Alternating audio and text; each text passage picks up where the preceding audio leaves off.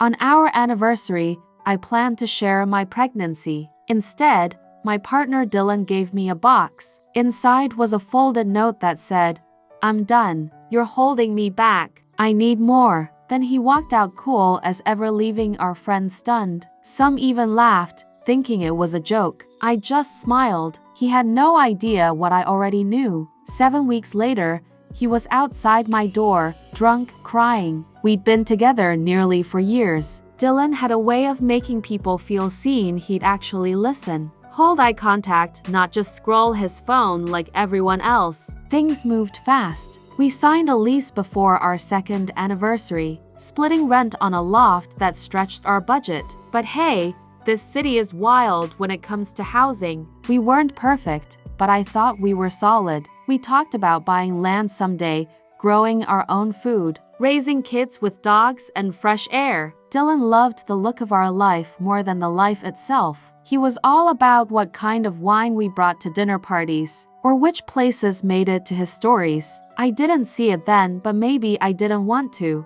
About 3 months ago, I felt different. Constant nausea, no energy. I took a test just to rule it out. We'd been kind of careful. 2 pink lines. I sat on the floor of our bathroom, staring at that tiny stick like it held my entire future. It sort of did. I waited a few days to tell anyone. My closest friend Mia was first. She brought ice cream to our weekly catch-up. And the second I passed on the wine, she knew. She asked all the things I hadn't thought of.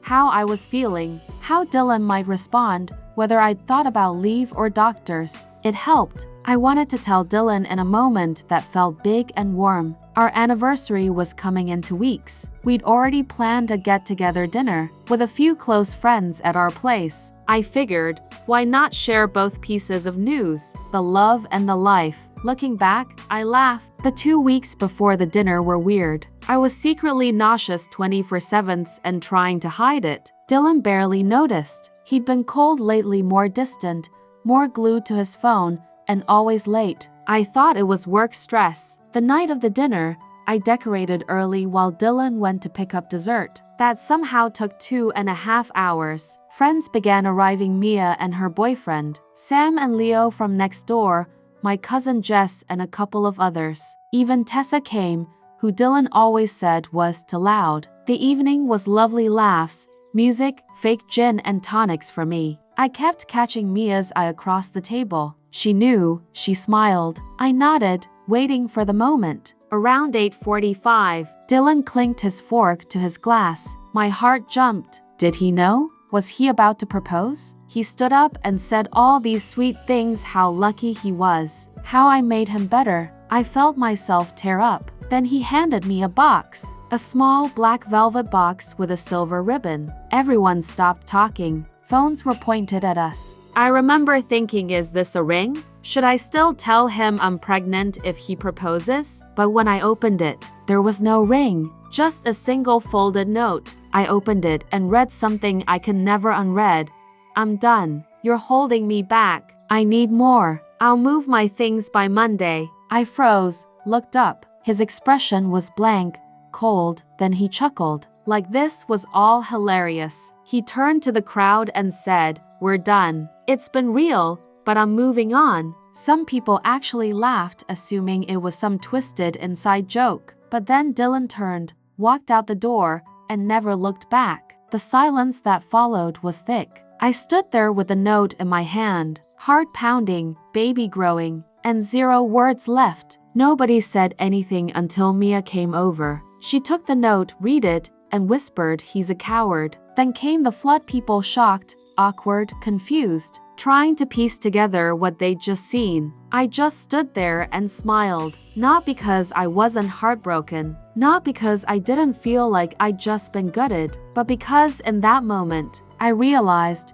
Dylan thought he'd pulled off the perfect exit, that he'd embarrassed me, left me speechless. But he had no clue. No clue I was carrying a child. No clue how strong I really am. He thought he held all the cards, but I was already building something so much bigger than him. He didn't know I'd found the hidden, Venmo transfers 2 weeks earlier while looking for a pen in the kitchen. Junk drawer. He didn't know I'd already read the messages on his synced tablet while he was out walking the dog. Guess he never thought to log out. Rookie move. And most importantly, he didn't know that I don't break when I'm blindsided. I recalibrate. So I smiled. I thanked everyone for coming. I told them I was fine and that I'd be okay eventually, they hoped. I even poured the champagne Mia brought and toasted as if marking a new chapter instead of grieving an old one. Tessa left almost immediately, claiming a migraine. Curious timing, right? Don't worry,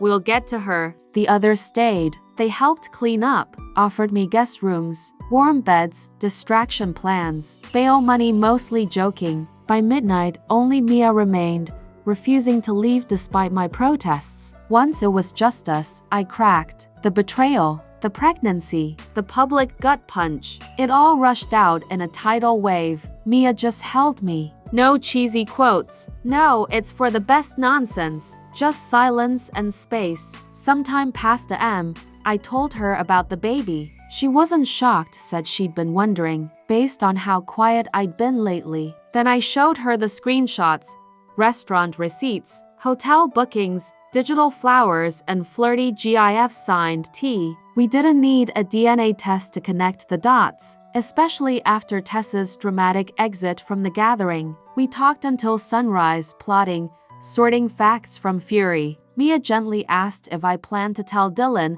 I said yes, but not today. Not tomorrow. When I was ready, on my own terms. As for the affair and the shady money trail, I wasn't going to explode his life out of spite, but I'd make sure truth did the job for me. Mia gave me this look, part worry, part respect, like she was seeing a version of me she hadn't met before. The version who doesn't just survive, she rebuilds better, stronger. I laughed. A real one. My first since the black velvet box. That night, I lay in bed alone for the first time in years, one hand over my flat stomach, and made two promises. One to the life growing inside me that I'd give it safety and calm and love, and one to myself that I'd rise from this mess sharper than ever. Dylan thought he ended something that night, but if true crime podcasts taught me anything, it's this.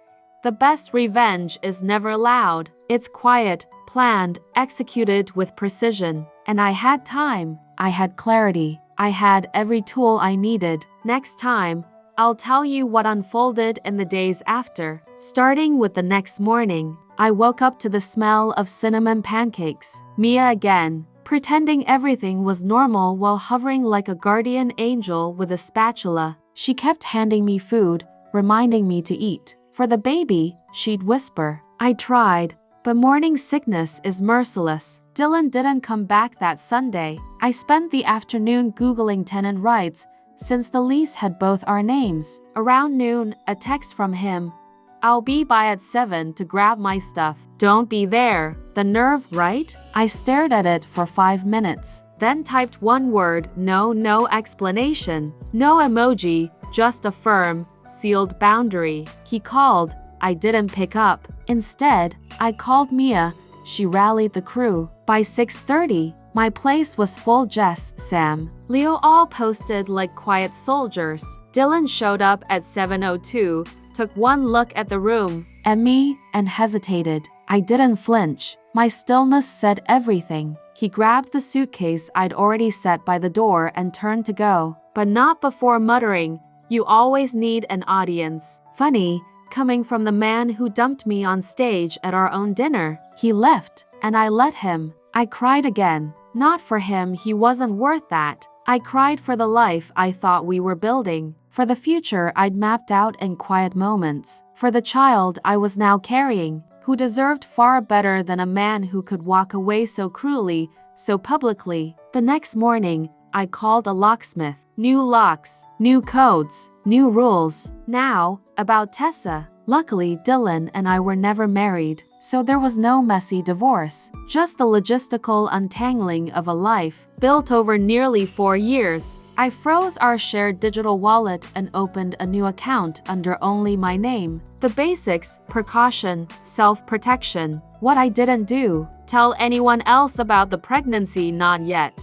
It wasn't about shame. It was about timing, about strategy. Mia was still the only one who knew. I needed clarity before questions came flooding in. 2 weeks after that dinner disaster, Dylan texted, said he wanted to talk things through, maybe pick up more of his stuff. I agreed, but on neutral ground. A coffee shop 2 blocks from the loft, broad daylight, public enough that he'd keep whatever act he was playing civil. That was the last time I ever met him without legal backup. He looked smaller in person. I don't mean physically, I mean emotionally. Like the weight of his choices had shrunk him. Still, he tried to play it cool. I stayed composed, though my pulse was going haywire under the table. When I mentioned I'd be communicating through my lawyer from now on, his voice actually cracked. Lawyer? He repeated, like I'd said grenade. He insisted we didn't need that we could be adults and work it out. I let him talk. Then I reminded him that he had ended things in front of our friends during our anniversary dinner, and I was simply honoring that choice. As I stood to leave,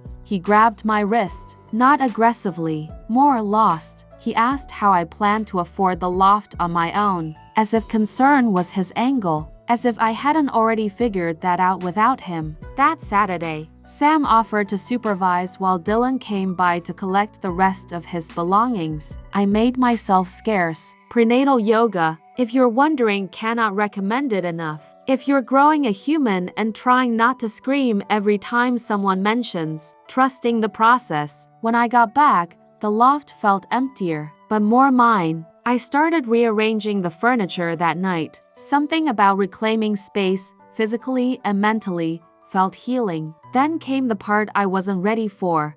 Tessa. A week later, she showed up, unannounced, holding a paper bag of takeout. Like that would smooth over betrayal. She looked awkward, clearly unsure if I'd even open the door. I did, barely. She took one look at me, sweatshirt, tired eyes, probably still puffy from crying, and said, "Can we talk?" I didn't invite her in. She didn't ask. Just stood there and started rambling. Told me Dylan had said we were already over when they started seeing each other. That he'd told her we were just roommates finishing a lease. I didn't even flinch, just raised an eyebrow. Said nothing. She fumbled through what I think was supposed to be an apology. Or an excuse. Maybe both. Claimed she wouldn't have gotten involved if she'd known the truth. I still said nothing. Silence can be louder than screaming. She left, and then the text started. From Dylan. Are you pregnant? Why didn't you tell me? We need to talk immediately.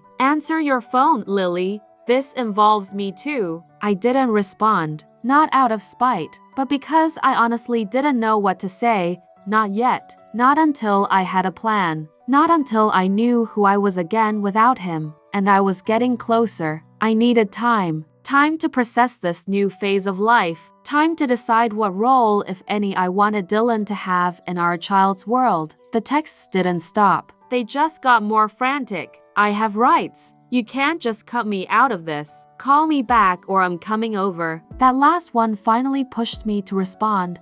Briefly, calmly, just enough to let him know I was serious about boundaries. The recognition hit him then. I think not just that I meant it, but that this wasn't playing out like the fantasy he'd spun in his head. His dramatic exit, his shiny new beginning with Tessa, his narrative where I was the problem, and walking away would solve everything. But reality had arrived, wearing the face of an unborn child and the weight of financial strain. I was in bed when I heard footsteps outside the loft. I wrapped myself in my robe, heart pounding, and approached the door without unlocking it. I spoke through it. Dylan, you're drunk. Go home. We'll talk when you're sober. He didn't argue, just slurred something about needing to fix this. Said he'd be back tomorrow, sharp. I heard him stumble away. A few minutes later, the sound of a car starting, not his, thankfully. At least he'd called a ride. One responsible choice. Back in bed, my phone lit up with a final message. I'm sorry. For everything. For the dinner. For the note. For tonight. I'll fix this somehow. I didn't respond. Words were Dylan's comfort zone. Apologies, declarations, promises. But I didn't need words anymore. Not with a baby on the way. I needed action. The next day, we met again. Neutral ground, a little tea shop not far from the loft. Coffee makes me nauseous now, which somehow felt like the perfect metaphor for Dylan. Always assuming what I needed, never really paying attention. He looked wrecked, led with apologies. A long list. Sorry for humiliating me during our anniversary dinner. Sorry for cheating. Sorry for lying about our finances. Sorry for showing up at my door drunk. It was like watching someone frantically try to uncheck every bad decision he'd made in one breath. I just sat there, sipping chamomile, letting the steam blur the space between us. He kept circling back to us, as a couple, as if that door was still cracked open. I kept steering it back to us as co-parents. That's all that mattered now. Eventually, he got frustrated, said I was being cold, that I was treating this like a business deal. I looked him straight in the eyes. You're right, I am being cold and calculated because I'm protecting our child, which is more than you did when you left a breakup.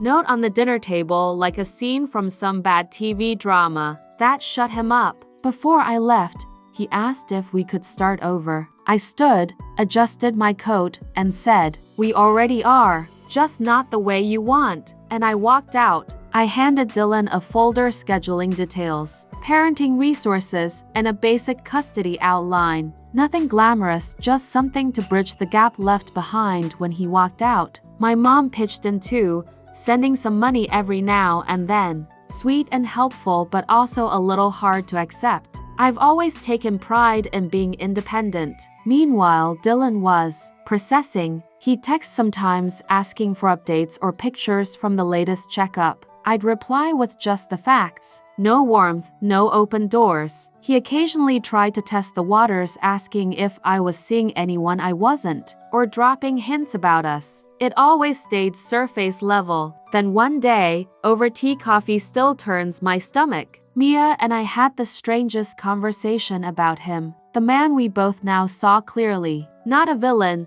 not some evil mastermind. Just a deeply insecure guy, addicted to validation, willing to lie and sabotage to get it. As we were leaving, Mia casually mentioned something I hadn't known. Dylan lost his job 2 weeks ago. Thought you should know in case it affects support. I nodded, thanked her, and walked home, letting it all sink in. It was never just about the mistakes he made, it was how he handled them. Playing victim didn't work on me anymore. When we next spoke, I brought it up. That's when he finally cracked, not in a dramatic, camera-ready meltdown, but something quieter. He just folded, said everything was unraveling. No job, no girlfriend, no stability. A child on the way he wasn't ready for. And for a brief second, I felt that old instinct stir, the one that used to rush in to soothe, to fix. But then I remembered his words. I'm done. You're holding me back. I need more. So instead of comfort, I offered him clarity.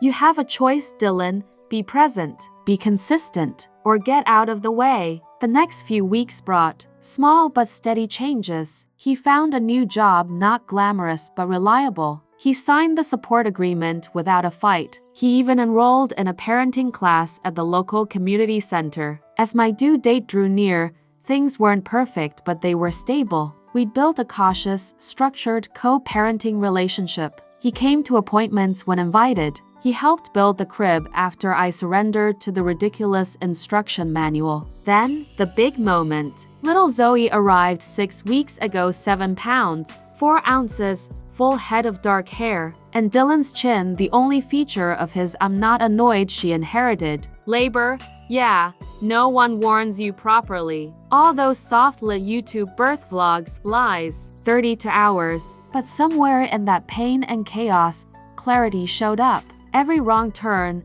every heartbreak, every lie and breakdown, all of it led here, to her. And I wouldn't rewrite a single part of the journey. When Dylan held Zoe for the first time, he cried. Not dramatic sobs, more like that awkward, quiet kind of crying where your face gets blotchy and you try not to sniffle, but you fail. It was the most real I'd ever seen him. The first few weeks, a complete blur. feeding every 2 hours, clogged milk duct, zero sleep. And Dylan? He showed up, brought cabbage leaves and a heating pad. If you know, you know. Financially, things have settled. He sent support on time so far. I've picked up remote work doing social media management. It's not glamorous, but it pays the bills. My landlord even let me renew the lease in just my name. It felt symbolic, like reclaiming my space, my peace. The loft feels different now, warmer, quieter hours. And for the first time in a long time, I don't feel regret, just relief. Maybe the strangest twist in all this has been Dylan's so-called personal growth journey. Apparently, he's been seeing a therapist, which, wow, this is the same guy who once said therapy was just paying someone to babysit your emotions. Now he's quoting mindfulness articles and talking about inner child work like it's second nature. He's been reading parenting books too, even joined some dad group on Facebook. Sometimes I half joke that aliens must have abducted the old Dylan and left a much more emotionally intelligent pod person in his place. As for me, life's taken its own unexpected turns. Remember when I said I was working part-time from home? Well, one day, while I was trying to juggle Zoe in one arm and unload groceries with the other, the delivery guy offered to help me out. We got to talking. His name's Leo, finishing his degree in environmental science, delivering part-time to cover tuition and bills. He's got a younger sister with 2 kids that he helps with a lot, which probably explains why he didn't bolt after seeing the chaos. That is my living room on a Monday. We exchanged numbers, you know, in case of delivery issues. We both knew that was a polite fiction. He's come by a few times since for coffee, for conversation, sometimes just to hold Zoe while I take a much-needed shower or close my eyes for 10 whole, uninterrupted minutes. Mia still stops by regularly, reminding me that yes, breastfeeding is brutal, and yes, I'm doing just fine. She took Zoe out yesterday for a walk so I could sit alone with a cup of tea and just exist. No noise, no questions, just stillness. And yesterday, it was my birthday. 1 year since the note. 1 year since everything changed. But instead of letting that memory swallow me, I threw a small get-together at the loft. Mia came, of course. Sam, Jess, my cousin Tessa, a few other close friends. Even Dylan stopped by briefly, dropped off a gift, a beautifully wrapped children's book and a handwritten letter for Zoe to read when she's older, thoughtful, unexpected. Growth doesn't always come all at once, but in his case, it's arriving, slowly, unevenly, but it's arriving. Oh, and if you're wondering about that ridiculous oversized teddy bear Dylan brought to the hospital, it now serves a noble purpose. Zoe's official fall prevention barricade. When I need to put her on the bed for 2 seconds while I run to pee. So, I guess it found its calling. As for the infamous breakup note, yeah, I kept it. It's in a small memory box tucked into Zoe's closet, along with her hospital bracelet, her first lock of hair, and the positive test that started it all. Someday, when she's older, I'll tell her the full story, not to burden her, not to make her carry the weight of our past, but because it's her story too, and she deserves to know it.